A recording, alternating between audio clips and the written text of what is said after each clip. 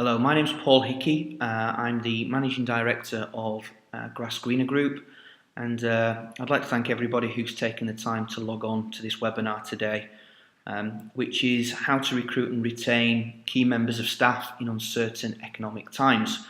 We're just a few seconds ahead of schedule here, so I'm just waiting for the last few people to sign in. In the meantime, just to set out what will happen on this webinar. We've actually got a very interesting mix of employers, which is who the webinar is intended for.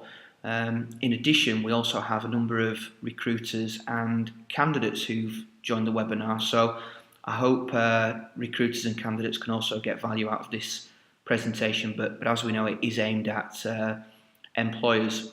At the end, we'll have a questions and answers session, so that would give everybody the opportunity to type questions in the box, and I will answer those at the end. We're on a time scale of about 20 minutes for the presentation and then maybe 10 minutes at the end, and we'll see how that develops. Yeah, so let's make a start. How to recruit and retain staff in uncertain economic times. Well, there's been some substantial changes to the UK economy, which has obviously had a knock-on effect into Europe and on a global basis, and that will continue to develop, I think, over the coming years. Now, a lot of us in our working lives have been through various types of change with recession, so on and so forth. So I think the essence is, let's not panic, but let's try and improve our practices and processes when it comes to recruitment. Just as a caveat, I think it's always very interesting that many companies claim that people are the most important part of their business. They invest in people, which is quite often the case. However, I challenge that, and I say, look, over the last 10 or 15 years, with advances in technology, so on and so forth, how has your business changed? And typically, manufacturing, processes, distribution, logistics, sales, marketing, finance, the environment that we work in has changed substantially. However, how has the recruitment process changed? And do companies still wait until they have a vacancy and then they go out in a panic to a number of recruiters, or they advertise externally, or they use word of mouth, and they very, very quickly, in a panic, make a panic buy and recruit a person that is perhaps not the best of a bad bunch in some cases. So what I've learned over the years is that that's not the best approach. The best approach is to have a plan in place and be methodical, and in uncertain economic times it's even more important to have a plan in place and at least understand what's available in the marketplace. So by way of quick introduction, here's the topics that we will cover today, and we'll go through these in more detail.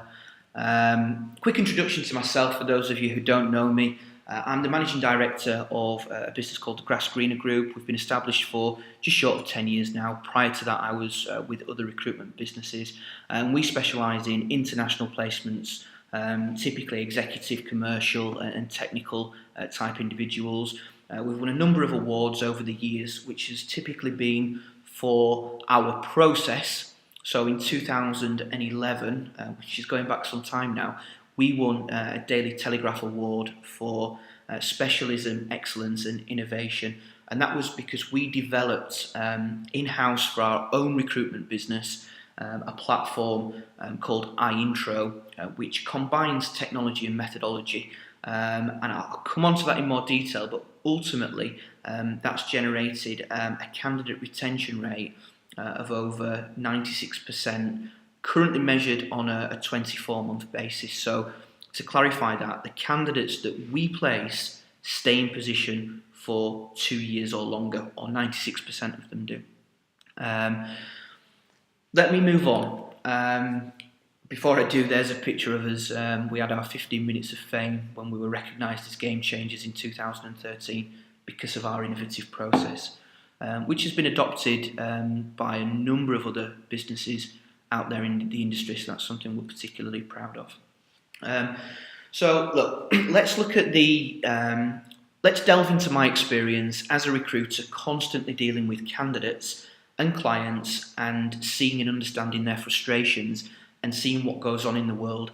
I've got so much experience of seeing absolutely fantastic recruitment processes and really poor recruitment processes as well. So I'd like to try and drop a few, if we call them golden nuggets, out there today, and hopefully, particularly the employers, you can perhaps take some of that information and try and implement it into your own recruitment process. Of course, a lot of the information that I can give is about how to work with and how to engage, motivate, and use recruiters to your advantage. But of course, you may well be able to adapt some of this into your own internal recruitment and your advertising campaigns, etc.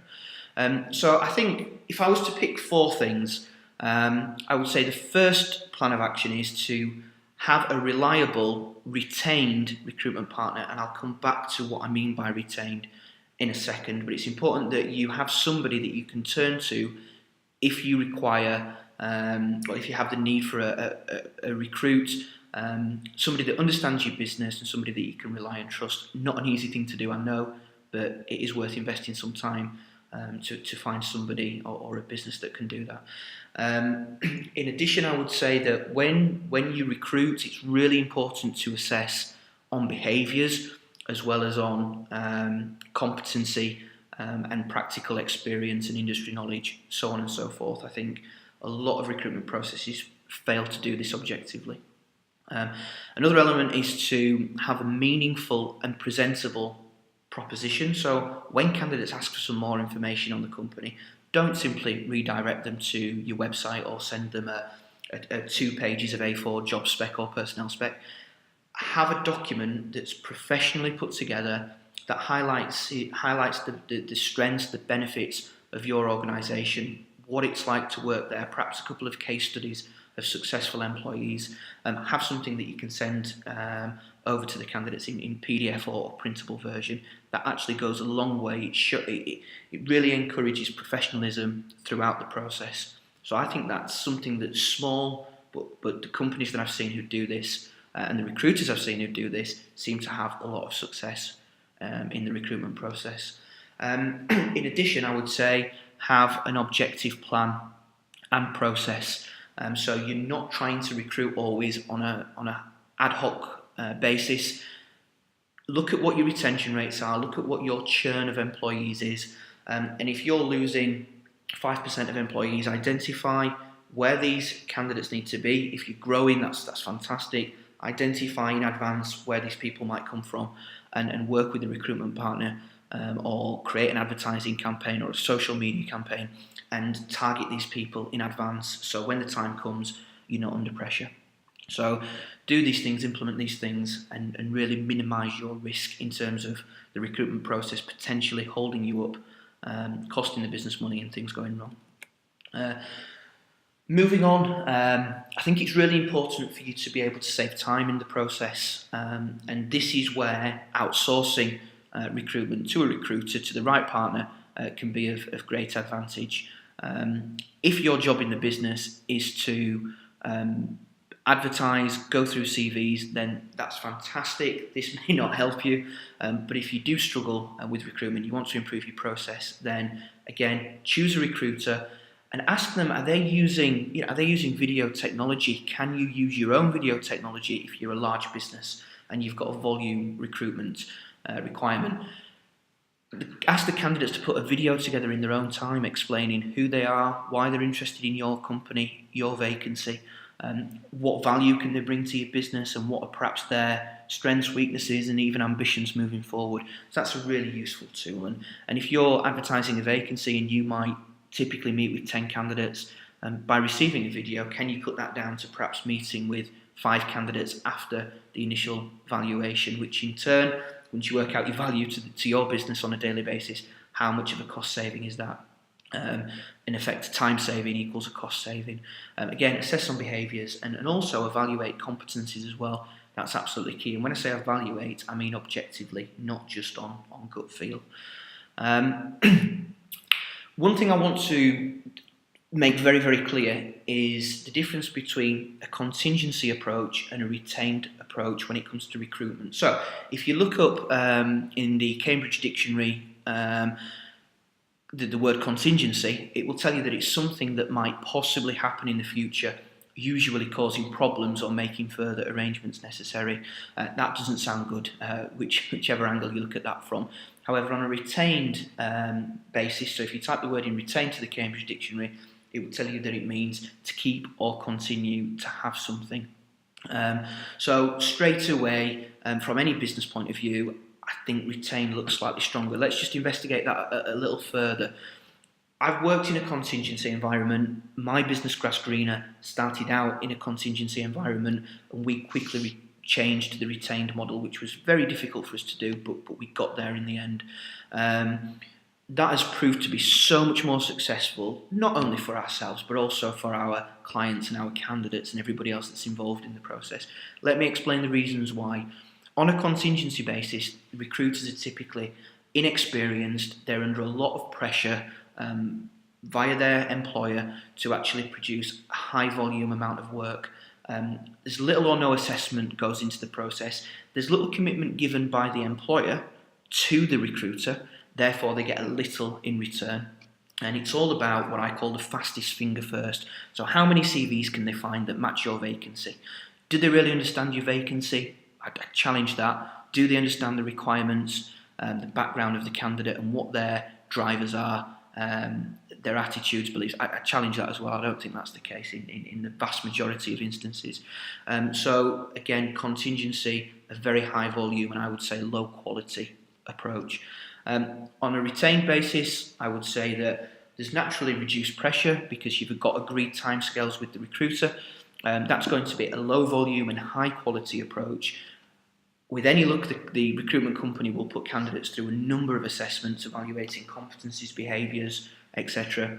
And you'll get a maximum amount of commitment from typically very experienced recruitment consultants who've been around the block once or twice and they know they know how to understand a vacancy, understand an employer, and how to understand a candidate as well. So it's not just about making the match, it's about making an objective match. So finally on this one, and I will move on, what is the likely outcome of a contingency search where employers give a particular vacancy to 4 or 5 recruiters and they're only going to pay them if they end up taking a recruiter, if they end up taking a recruit on? You're going to find that you have wasted time, you'll be frustrated, you've got lots of CVs coming through. Ultimately, your value will mean that it's an expensive process and there's a lot of uncertainty and subjectivity, so there's a lot of time wasted with this method. Now, granted, if you're a call centre perhaps, or you're a council and you're recruiting on high volume for lower end staff with the greatest respect, then this approach may be the right one for you. But if you're looking to recruit, I would say salaries, candidates on salaries in excess of say £30,000, €30,000, $40,000, then you really need to be looking at a retained methodology, and the outcome for you will typically be a huge reduction in your own commercial downtime, allowing you to get on with what you do best and what your add value to your own business. So increased value, reduced uncertainty, reduced cost overall, reduced risk, and it makes the process more objective, which is what we're all looking for. What I'd like to do now is I actually did a small recording earlier today, and I'll play that through to you now. As I mentioned, within our business, GrassGreener, we've developed a process. Now, there's no reason why any employer cannot turn to a business that uses this process and this technology. There's no reason why you can't, in fact, create it for yourself. It's all about process, something that typically is uncommon in recruitment. It's usually ad hoc. So this is how my recruitment company deliver candidates to its clients. So as you're going through this, the only thing I'd ask you to do is to consider how much better is this than receiving 20 or 30 CVs on your desk per placement. So I'll play that through, I'll grab a glass of water, it's about 4 minutes in length, and I'll come back in a second and we'll continue with the final part of the presentation. Okay, so here's a quick overview of what a completed iIntro campaign will look like. So once you have been sent a link to iIntro by the recruiter, You will log in by creating a username and password. Once you're into the site, you'll see this dashboard where you will have your company logo, the shortlisted candidates. In the centre of the page, you'll see a copy of the background and requirements for the role, which is the pre-agreed brief between yourself and the recruiter. And over on the left-hand side here, you'll see the supporting documentation that would typically go back and forth on email. I think it's important to point out that all of this information is viewable from any web-enabled device by yourself and any of your colleagues that are involved in the process from wherever they may be in the world. A couple of elements that I would like to draw your attention to. Firstly is the McQuaig Behavioural Assessment. Now, this allows us to pull together the hiring team and understand what they're looking for in terms of the candidate's personality, because what we know is that companies typically hire on skills and knowledge, yet they fire or people leave businesses based on attitudes and behaviours. So this assessment allows us to objectively and scientifically understand what drivers should, could and would work within your business. We can discuss this later in more detail. Going back to the main page, something else I'd like to draw your attention to is the key competency questionnaire. So together with the recruiter, you would come up with, say, 3, 4, maybe even 5 key competency-based questions, and we would ask the shortlisted candidates to answer these questions in writing, giving you much more specific information regarding the topics that really interest you and are so relevant for this role.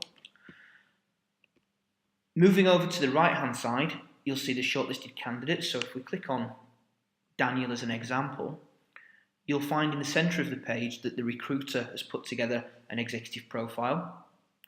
Over on the left-hand side, you will see a recent photograph of the candidate, and the candidate would have also put together a short video introduction of themselves. So this is typically no more than a couple of minutes, but it covers their background, their interests, why they would be relevant for this position with your company, perhaps what they could bring to the table by way of experience and personality, and what their aspirations are moving forward. So this gives you a much better understanding of the candidate before you physically decide to meet with them.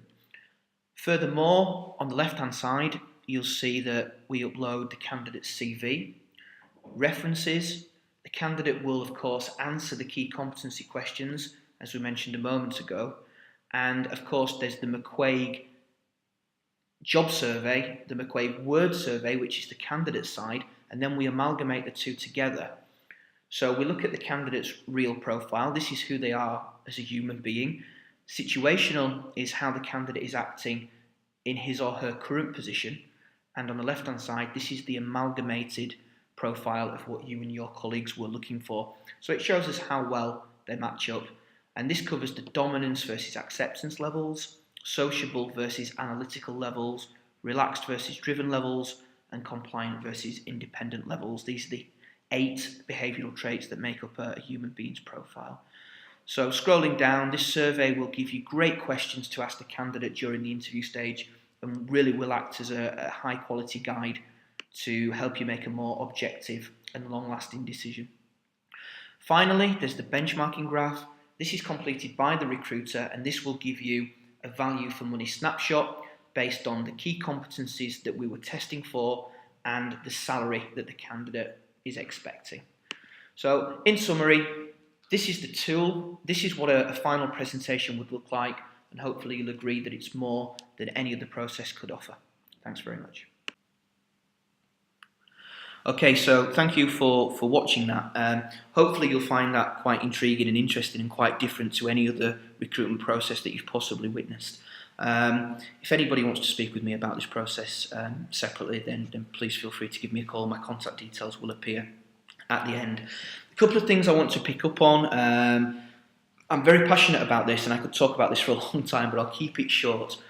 We partner with a business called the McQuaig Institute. They are the oldest behavioural assessment people in the world. They're a Canadian business, and this helps us to understand. You'll see on the infographic there, level 3, which is the attitudes, beliefs, motivations, the judgment of people, their attitude and capability. So it allows us to understand how somebody is likely to act in a given job or in a given company over time, something that we usually fail to measure or we leave it down to gut instinct or gut feel. So let me just explain briefly what this graph details. The red arrow, which is on an upward curve, is the impact of performance of a candidate when recruited on all three levels. So level 1 is what we call appears to, and this is when we first meet a candidate and we shake their hand and we look at them and we make an opinion. This is on their appearance, their manner, their expressiveness, interest, etc. And that can be swayed depending on if you have similar interests, you play the same sport, or you drive the same car, whatever that may be. Level 2 is how I would say, or a combination of level 1 and 2 is how I would say 98% of the world actually recruit. So that's knowledge, market knowledge, client knowledge, acquired skills, training, experience, credentials, etc. And of course, you can see when you recruit on these two methodologies, then of course there's an increase in productivity and performance. However, if you recruit on all three, including level 3, then the impact of performance goes through the roof. So it's really important to understand that. And as I say, it's something that many recruitment companies, many employers actually fail to do. They fail to measure this, and it generates a fantastic report that gives you really good interviews, objective questions to ask during the interview stage, which can be measured by a recruitment panel or a hiring team. So I could talk about this all day. I won't, but please feel free to come back to me if anybody has any questions. Something else we mentioned is how to stand out from the crowd. How to make yourself as an employer look different. How to be professional. And perception in the marketplace is key. So as a recruitment business, we put together for each vacancy that we work on is a candidate information pack, giving information on the company, the history of the business, the directors, the people in the company, about the information, of course, the job specification, what the company are looking for from a behavioural point of view, and obviously our process as well. That could be your process. If anybody wants the blueprint for this, by the way, Microsoft Word, just ping me a note and I'll quite happily send this through to you, and you can edit and doctor that to suit your own needs. Of course, this is put together by an external marketing organisation. Quite happy to give you their details as well. So just kind of to recap here, this is going back to the first slide of today's topics, and hopefully I've helped you to realise that CVs, 2 sheets of A4, are perhaps outdated through video technology and further assessments. We don't really need to look at CVs, and in turn we can save time in the recruitment process. By going through the retained and contingency method, I hope I've explained that on a contingency basis, recruiters usually spend 90% of their time not getting paid for what they do, and perhaps only 5 or 10% time of their time getting paid for what they do, whereas on a retained basis, recruiters are actually getting paid for what they do. In addition, I think that hopefully we've now, as a group of people, been able to see that recruiting on behaviours is absolutely critical in the process. With the candidate packs, we can see that we can stand out from a crowd, and I suppose the last point is it's purely my view, but I believe that 95% of employers are literally stuck in the past, and they're not adopting these types of processes, and that's not helping anybody. So finally, thank you everybody for joining. If anybody has any questions, please feel free to type them in the box. I'll just read through them. It'll just take me a few seconds to do that, and I'll depending on the amount of questions, I'll try and answer the most appropriate ones. So yeah, feel free to start typing, and this will probably take 5 or 10 minutes, but if you do need to leave, thank you very much, and please feel free to come back to me. Right, I'll just have a look at these questions.